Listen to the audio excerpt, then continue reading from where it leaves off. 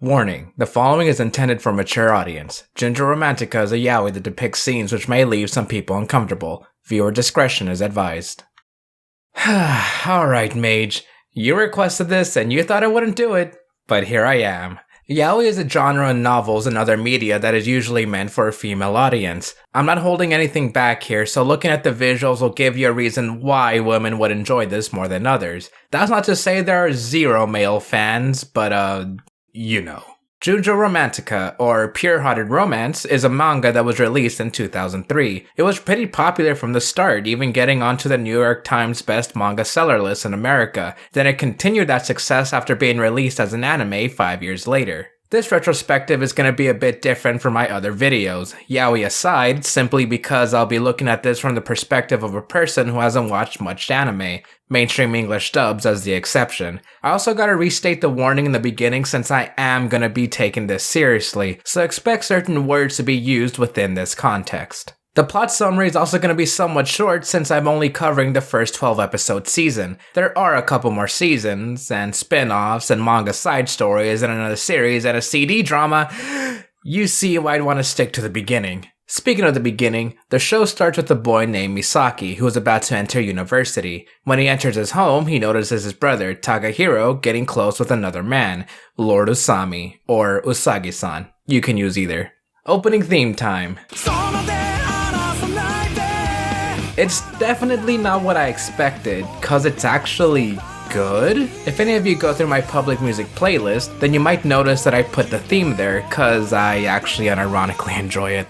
Usami is a writing prodigy and is gonna be Misaki's tutor, though they had a bit of a weird first impression. Misaki enters Usami's rich penthouse and opens a nearby novel. It's a romance book about Takahiro and Usami. Naturally, this upsets Misaki, so he barges into Usami's room. He doesn't say much except take advantage of Misaki's body. We later get this funny interaction of Misaki telling the viewer Usami's backstory, but being completely self-aware of how much of a trope his backstory actually is. Misaki and Usami then celebrate Takahiro's birthday, though it's not a long celebration since Takahiro introduces them to his girlfriend, which he's gonna marry soon. Misaki runs off and begins to cry. He knew how much Usami felt about Takahiro, but those feelings must have been crushed after seeing Takahiro's fiancé. Usami then kisses Misaki. Here's where I'd normally talk about the rest, almost episode by episode, but as I said, this season is short, though trust me, I still have plenty to say. In a word, I can describe this anime as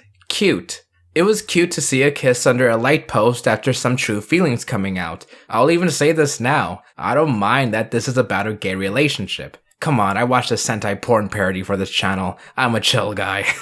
The rest of the season is pretty much like that scene, very cute and full of love. Misaki moves into Usami's penthouse, basically getting into a relationship with him, which is different compared to other anime. This shows the relationship itself rather than the build-up to a finale. Misaki doesn't really believe he's Usami's lover until later, but you know that they are from episode 1. I know I'm gonna have to bring this up eventually, there are scenes of lovemaking that definitely had a woman swooning over them. These scenes don't show everything, but you clearly know what's happening. They come and go, so it's not like watching this for the romance is gonna taint the feelings toward the characters. However, I have to admit that some moments felt a little uncomfortable, and not because of the genre, but because some characters force themselves onto others in a non-consensual way. This is somewhat addressed later, though I'm just bringing it up as some may find it sexually confusing. Aside from those moments, everything else has been sweet.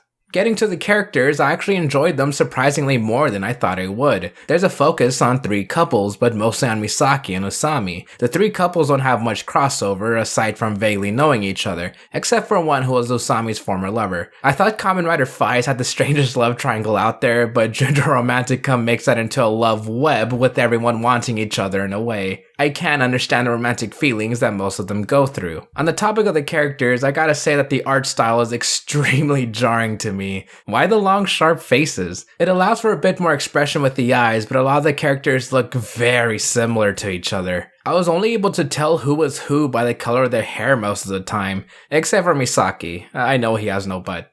Hashtag flat justice. Before I get to my final thoughts, here's the person who requested this in the first place. Take it away, Mage. First of all, let me preface this by saying, holy f***ing Marcos, I didn't know you would actually do this. What the fuck? I mean, I did pay you, but what the fuck? Anyways, y'all probably know I'm here. I gotta give my opinions about this show. But, the show and I actually have a lot of a history together. Long story short, it was pretty much my introduction to anime. I was like 15. I think I was younger than 15. I think I was like 13. Which is, you can put 2 and 2 together to get f***ing yikes. But I was really young, and I found this anime recommended on a yaoi blog, because I was using Tumblr at the time. I still am. I'm on this blue hell site for the rest of my life. I don't know, man. I saw it, and I thought it was like one of the greatest love stories of all time. I thought, absolutely nothing can top this. There's nothing wrong with it. Everything about this is amazing. And now I'm grown up, and I'm like, oh my god, Masaki gets raped in the first episode. Like, it's not even a joke. But for better or worse, Junjou Romantica was my introduction to anime. And Junjou Romantica kept my interest in anime, and then it eventually led me down the rabbit hole. And then I arrived here. And so I guess I gotta thank Junjou Romantica for something, which is getting me to where I am, but I don't actually care about who made this. Make no mistake, mangaka, if I ever see you in real life, I will steal your entire spine. Also, just as a side note, the editor, Aikawa, she was actually my first crush as a kid on a girl. I was gay. I was really gay. It took me until I was 18, though, to realize, oh, that means I'm bi. But she was, like, the first one that stands out in my mind when I think about, like, girl characters I had crushes on. Yee.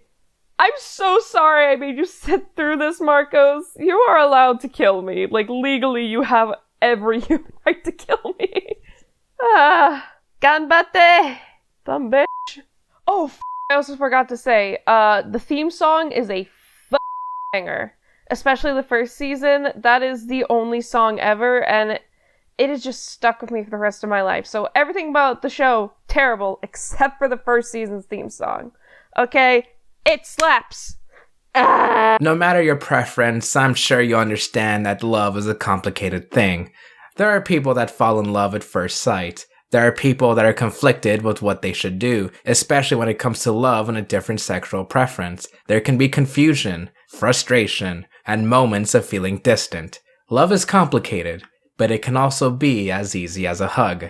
I wish I could say more, but I've seen reviews simply say that Junjou Romantica is a sweet yaoi, and I can agree. It's still really cute.